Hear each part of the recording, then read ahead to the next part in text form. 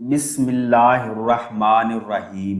السلام علیکم ناظرین، آج کی اس ویڈیو میں ہم آپ کو بتائیں گے کہ معروف مذہبی اسکالر مفتی اعظم پاکستان اور سابق چیئرمین رویت حلال کمیٹی مفتی منیب الرحمان صاحب کی جانب سے صدقہ فطر 2026 کی مقدار کا اعلان کر دیا گیا ہے۔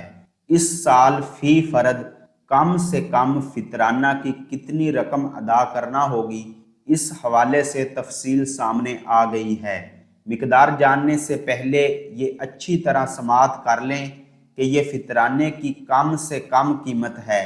آپ لوگ اپنی مالی حیثیت کے مطابق اس سے بڑھ کر فطرانہ ادا کر سکتے ہیں۔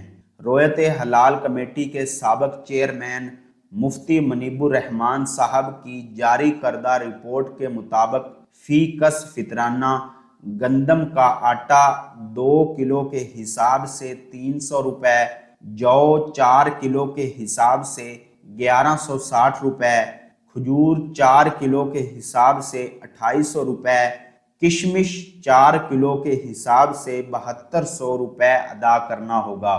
مزید مفتی صاحب کا کہنا تھا کہ روزہ توڑنے کا کفارہ 60 مساکین کو 2 وقت کا کھانا کھلانا ہے۔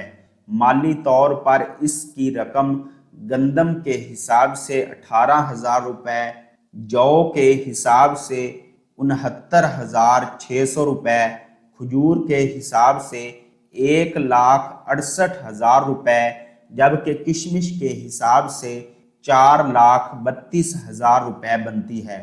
ناظرین، اس طرح کی مزید ویڈیوز کے لیے ہمارے چینل کو سبسکرائب کر کے بیل آئیکن کو دبا لیں تاکہ آپ کے پاس مزید ویڈیو کا نوٹیفیکیشن پہنچتا رہے۔